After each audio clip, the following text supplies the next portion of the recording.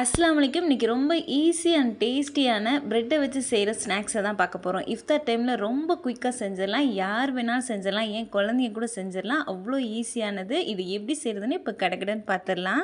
Welcome back to Yasin Anoop சமையல். இதுக்கு பார்த்தீங்கன்னா நல்ல பெரிய சைஸ் ப்ரெட்டாக எடுத்துக்கோங்க. மில்க் ப்ரெட்டாக இருந்துச்சுன்னா நல்லாயிருக்கும். இல்லை கோதுமை ப்ரெட் உங்களுக்கு பிடிக்கும் அப்படின்னா நீங்கள் எடுத்துக்கலாம். இந்த மாதிரி பெரிய சைஸாக இருந்துச்சுன்னா நம்ம செய்ய போகிற ரெசிபி எல்லாத்துக்குமே நல்லாயிருக்கும். பேக்கரியிலலாம் வாங்கினோம் அப்படின்னா நல்லா ஃப்ரெஷ்ஷாக கிடைக்கும். அதே மாதிரி இந்த மாதிரி பெரிய சைஸாக கிடைக்கும் சூப்பர் மார்க்கெட்டை விட.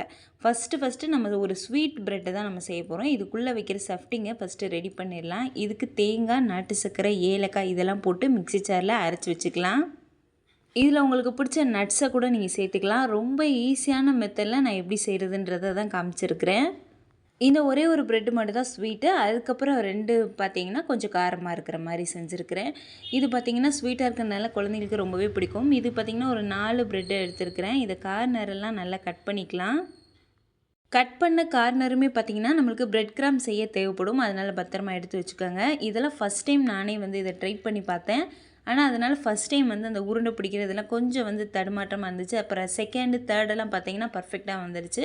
ஆனால் டேஸ்ட்டு ரொம்ப சூப்பராக வந்துருந்துச்சு. இது குழந்தைங்களுக்கு ரொம்பவே பிடிச்சிருந்துச்சி. இந்த இனிப்பை தான் ஃபஸ்ட்டு எடுத்து சாப்பிட்டாங்க. ஃபஸ்ட்டு இதை பிளான் பண்ணும்போது எப்படி பண்ணேன்னு பார்த்தீங்கன்னா, உள்ளே அந்த இனிப்பாக இருக்கிற ஸ்டஃப்டிங் வச்சுட்டு நல்லா ரோல் பண்ணி இந்த கார்ன்ஃப்ளவரில் டிப் பண்ணி பொரிச்சோம் அப்படின்னா நம்மளுக்கு நல்லா கிறிஸ்பியாக கிடைக்கும்னு சொல்லி தான் ஃபஸ்ட்டு பிளான் பண்ணேன். அதுக்கப்புறம் பார்த்திங்கன்னா அந்த ரோல் எனக்கு நான் நினச்ச மாதிரி வரலை. அதனால் பார்த்திங்கன்னா தண்ணியை மட்டுமே தொட்டு நான் செஞ்சேன். ஃபஸ்ட்டு கொஞ்சம் சொதப்பல் ஆயிடுச்சு. செகண்டு, தேர்டு கரெக்டாக வந்துருச்சு. இது பார்த்திங்கன்னா ஃபஸ்ட்டு உள்ளே வச்சுட்டு நல்லா கையாலேயே நல்லா மசிச்சு உள்ளே உருண்டை பிடிச்சிட்டோம் அப்படின்னா நல்லா வந்துடும். உங்களுக்கு அந்த ப்ரெட்டு ரொம்ப ஊறிடுச்சு அப்படின்னா எல்லாமே ஒன்றா கலந்துரும். ஒன்றா கலந்தாலுமே டேஸ்ட்டு நல்லா தான் இருக்கும். அதனால் ரொம்ப இது பண்ணிக்க வேணாம். ஃபஸ்ட்டு ப்ரெட்டை லைட்டாக தண்ணியில் நனைக்காமே நான் இந்த மாதிரி பண்ணிவிட்டேன். அதனால் லைட்டாக கிராக் ஆகிருச்சு. ஆனால் பொரிக்கும் போது அப்படியே ஸ்ட்ராங்காகவே நின்றுக்குச்சு.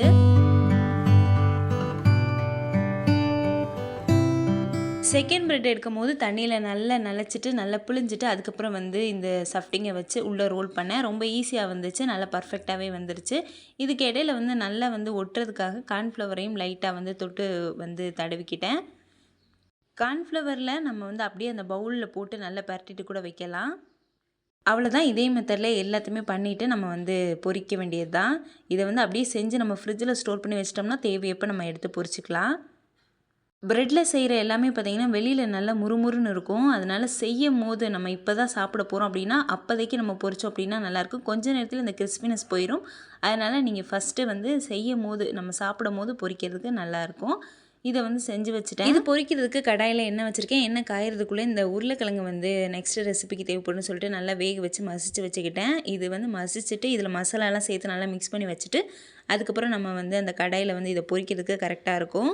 இந்த மசாலா பார்த்திங்கன்னா இதில் உருளைக்கிழங்கு, பட்டாணி, காய்கறி இந்த மாதிரி எல்லாமே போடலாம். ஆனால் நம்மளுக்கு கரெக்டாக அந்த கட்லெட் சேஃபுக்கு வராது. இது சிம்பிளான ஒரு கட்லெட் ஸ்டைலில் தான் இதை பண்ணியிருந்தேன். நான் வெறும் உருளைக்கிழங்கு அப்புறம் சிக்கன் 65 மசாலா இருக்கும் இல்லையா அதுக்கப்புறம் உப்பு சேர்த்து நல்லா மிக்ஸ் பண்ணிக்கிட்டேன். கட்டி இல்லாமல் மிக்ஸ் பண்ணணும். இதில் பார்த்திங்கன்னா வேறு மசாலா எதுவுமே சேர்க்க தேவையில்லை. இந்த மசாலாவே நல்ல ஒரு ஃப்ளேவர் கொடுக்கும். உங்களுக்கு இது சேர்க்க விருப்பம் இல்லைன்னா மிளகாத்தூள், கரம் மசாலா கூட சேர்த்துக்கலாம். ஆனால் இது சேர்க்கும் போது கலரும் கிறிஸ்பினஸும் நம்மளுக்கு நல்லாவே வரும். இதை சேர்த்து நல்லா மிக்ஸ் பண்ணி நம்ம வச்சிடலாம். அதுக்குள்ளே நம்மளுக்கு கடாயில் எண்ணெய் காஞ்சிருச்சு. நம்ம ஏற்கனவே ரெடி பண்ணி வச்சுருந்த அந்த ஸ்வீட் ப்ரெட் ரோலை நம்ம பொரிச்சு எடுத்துடலாம். ப்ரெட்டில் செய்யும்போது பார்த்திங்கன்னா லைட்டாக கலர் சேஞ்ச் ஆனாலும் நம்ம எடுத்துடணும். ரொம்ப மீடியம் ஃப்ளேமில் தான் வைக்கணும். ரொம்ப ஹை ஃப்ளேமில் வச்சிட்டோம்னா டக்குன்னு நம்மளுக்கு கருகிரும். அதனால் பார்த்து திருப்பும் போதும் ரொம்ப கவனமாக திருப்பணும். இதில் பார்த்திங்கன்னா பெருசாக வெளியிலேருந்து வாங்க வேண்டியதுன்னு பார்த்தா ப்ரெட்டாக தான் இருக்கும். மற்றபடி எல்லாமே வீட்டில் இருக்கிற பொருளை வச்சு ரொம்ப சிம்பிளாக தான் செஞ்சு காமிச்சிருக்கேன். ஃபஸ்ட்டு செஞ்ச உருண்டை மட்டும் கொஞ்சம் சேஃப் இல்லாமல் ஆயிடுச்சு. அடுத்து ரெண்டுமே நல்லா அந்த இந்த சேஃபுக்கே வந்துருச்சு, ப்ரெட் ரோல் சேஃபுக்கே. இதை நல்லா 2 பக்கம் திருப்பிட்டு நான் எடுத்து வச்சுக்கிட்டேன். அவ்வளோதான். ரொம்ப சிம்பிளாக ஸ்வீட் ப்ரெட் ரோல் ரெடி ஆயிடுச்சு. இது லைட்டாக தேன் சேர்த்துருக்கேன். தேன் இல்லைனாலும் பரவாயில்ல, சும்மா சாப்பிட்டாலே நல்லா ஸ்வீட்டாக இருக்கும். இப்போ நெக்ஸ்ட் ரெசிபி பார்த்துடலாம். நம்ம மிக்ஸ் பண்ணி வச்சுருந்த அந்த உருளைக்கிழங்கை நல்லா கட்லெட் சேஃபுக்கு நல்லா தட்டிக்கலாம். இதில் பார்த்திங்கன்னா நம்ம முன்னாடி சொன்ன மாதிரி பட்டாணி, காய்கறி இதெல்லாம் உங்கள் விருப்பத்துக்கு ஏற்ற மாதிரி சேர்த்துக்கலாம். ஆனால் ஃபஸ்ட்டு இந்த மாதிரி ரோல் பண்ணும்போது கிராக் விழுகும். அதனால் பார்த்திங்கன்னா இந்த மாதிரி சிம்பிளாக செஞ்சு முடிச்சுக்கலாம். இதுவுமே டேஸ்ட்டு ரொம்ப சூப்பராக இருக்கும். இதுக்கு வந்து கார்ன்ஃப்ளவர் வந்து ஃபஸ்ட்டே நம்ம ரெடி பண்ணி வச்சுருந்ததை நல்லா கரைச்சி வச்சுக்கிட்டேன். தண்ணி சேர்த்து அடியில் வந்து தங்கிடும். அதனால் அப்பப்போ ஸ்பூனை வச்சு தடவிக்குங்க. இப்போ வந்து இந்த கார்ன்ஃப்ளவரில் டிப் பண்ணிவிட்டு இந்த பிரெட் கிராம்ஸில் நம்ம டிப் பண்ணி எடுத்துக்கிறணும். பிரெட் கிராம்ஸ் வந்து இந்த கார்னரெல்லாம் கட் பண்ணோம் இல்லையா ப்ரெட்டில், அந்த கார்னரை தான் நான் வந்து அரைச்சி மிக்சியில் அரைச்சிட்டு வச்சுருக்கேன். இதை நல்லா வந்து அமுத்தி எல்லா பக்கமும் ஒட்டுற மாதிரி நம்ம வந்து இந்த பிரெட் கிராம்ஸை திருப்பி எடுத்துடணும். இதே மாதிரி எல்லாத்தையுமே நல்லா வந்து பிரெட் கிராம்ஸில் டிப் பண்ணி தனியாக எடுத்து வச்சுட்டு அதுக்கப்புறம் பொரிக்க ஸ்டார்ட் பண்ணுங்கள். இதையுமே முன்னாடியே நீங்கள் வந்து செஞ்சு வச்சுட்டு எப்போ நீங்கள் சாப்பிட்றீங்களோ அப்போதைக்கு பொரிங்க. அப்போ தான் வந்து நல்லாயிருக்கும். உடனே வந்து நம்ம பொரித்து சாப்பிட்றதுக்கும் ஏற்கனவே பொரித்து வச்சு சாப்பிட்றதுக்கும் நிறைய டிஃப்ரெண்ட் இருக்குது. ப்ரெட்டில் செஞ்சனால அந்த பொரிச்சோன்னே சாப்பிடும்போது நல்லா வந்து முறுமுறு நம்மளுக்கு கிடைக்கும். இது பார்த்திங்கன்னா ஃபஸ்ட்டு போடும்போது ஹை ஃப்ளேமில் வச்சுக்கோங்க. அடுத்து போட்ட உடனே நம்மளுக்கு மீடியம் ஃப்ளேமில் வச்சிடணும். அதுக்கப்புறம் கொஞ்சம் ஹை ஃப்ளேமில் திருப்பி போடும்போது கொஞ்சம் ஹை ஃப்ளேம்லேயும் அதுக்கப்புறம் மீடியம் ஃப்ளேம்லேயும் மாற்றி மாற்றி வைக்கும்போது நல்ல முறுமுறுன்னு வரும். மீடியம் ஃப்ளேம்லேயும் வச்சிட்டோம் அப்படின்னா நம்மளுக்கு எண்ணெய் குடிக்க ஆரம்பிச்சிரும். அதனால் இந்த மாதிரி போட்டு எடுத்துக்கோங்க. இதுக்கு சாஸ் எல்லாம் தொட்டு சாப்பிட்டா ரொம்ப சூப்பராக இருக்கும். நாங்கள் வந்து சும்மா தான் சாப்பிடுவோம். இதில் சொல்லியிருந்த எல்லா ரெசிபியுமே ஒரே நாளில் செய்யணும்னு தேவையில்லை. ஒவ்வொரு நாளுமே ஒவ்வொன்று வந்து நீங்கள் ட்ரை பண்ணி பார்க்கலாம். இஃப்தார் டைம்லேயே இருக்கட்டும், ஈவினிங் டைம்லேயே இருக்கட்டும்.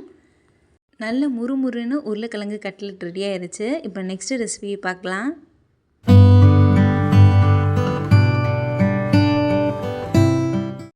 இதுக்கு பார்த்திங்கன்னா 2 முட்டையை அவிச்சு வச்சுருக்கிறேன். இதையுமே வந்து இந்த ஃபோக்கு அல்லது வந்து ஏதாவது கரண்டி வச்சு நல்லா மசிச்சு விட்டுக்கலாம். அதுக்கப்புறம் இதில் பார்த்திங்கன்னா நம்ம பிரெட் கிராம்ஸ் நம்மளுக்கு மிச்சம் இருந்துச்சு இல்லையா, அதையும் நான் வந்து சேர்த்துக்கிறேன். அதுக்கப்புறம் கார்ன்ஃப்ளவர் 2 டேபிள் ஸ்பூன். இதுக்கும் சிக்கன் 65 மசாலா எடுத்திருக்கேன். இது இல்லைன்னா நீங்கள் வந்து சாதாரண மிளகாய்த்தூள் கூட எடுத்துக்கலாம். மிளகாய்த்தூள் சேர்க்கும்போது கரம் மசாலாவும் கொஞ்சமாக சேர்த்துக்கோங்க. இதுக்கு தேவையான அளவு உப்பு சேர்த்து நல்லா மிக்ஸ் பண்ணிக்கலாம்.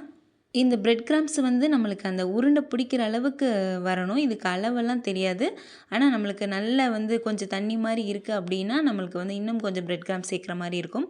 உள்ளே வந்து இந்த சஃப்டிங்கை வச்சுட்டு நம்ம வந்து இதை வந்து ரோல் பண்ண போகிறோம்.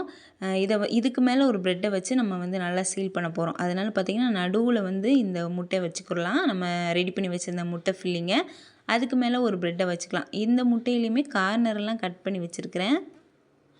இதுக்குமே பார்த்திங்கன்னா தண்ணியில் ஃபஸ்ட்டு ப்ரெட்டை நல்லா நனைச்சி எடுத்துக்கங்க. அதுக்கப்புறம் முட்டை ஃபில்லிங்கை மேலே வச்சுட்டு சுற்றி வந்து இந்த கார்ன்ஃப்ளவர் மாவை வச்சுட்டு அதுக்கு மேலே ப்ரெட்டை வச்சு சுற்றி லைட்டாக ப்ரெஸ் பண்ணி விட்டுட்டிங்க அப்படின்னா நல்லாவே வந்து ஒட்டிரும். நம்ம ரெடி பண்ணி வச்சுருந்த அந்த முட்டை ஃபில்லிங்கை அதிகமாக சேர்த்துட்டோம் அப்படின்னாலும் அந்த ப்ரெட்டு வந்து உடஞ்சிரும். அப்படி இல்லை அப்படின்னா நம்ம வந்து அதிகமாக ப்ரெஸ் பண்ணோம் அப்படின்னாலுமே உடஞ்சிரும். அதனால் ரொம்ப அளவாக வச்சுட்டு நம்ம பொரிக்கணும். 2 முட்டையை பார்த்திங்கன்னா நிறைய ஃபில்லிங்க்கு வைக்கிறதுக்கு ஹெல்ப்ஃபுல்லாக இருக்கும். இதில் நீங்கள் தேவைப்பட்டுச்சுன்னா அந்த கார்ன்ஃப்ளவர் அதுக்கப்புறம் இந்த பிரெட் கிராம்ஸ் எல்லாம் வந்து சேர்க்கலாம். இல்லாட்டினா வெறும் முட்டையில் கூட இதை வந்து செய்யலாம். வெங்காயம் கூட தேவைப்பட்டால் சேர்த்துக்கலாம்.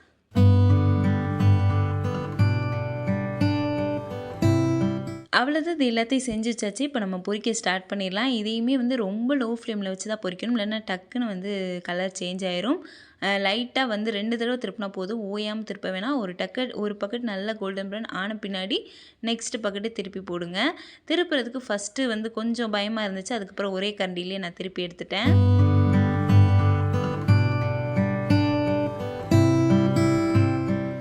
நல்ல முறுமுறுன்னு நம்மளுக்கு பிரெட் ரோல் ரெடி ஆயிடுச்சு பாருங்கள். இதே ஷேஃபில் தான் பண்ணணும் இல்லை, உங்களுக்கு பிடிச்ச மாதிரி ஷேஃபில் நீங்கள் வடை மாதிரி இந்த மாதிரி கூட தட்டி போட்டுக்கலாம்.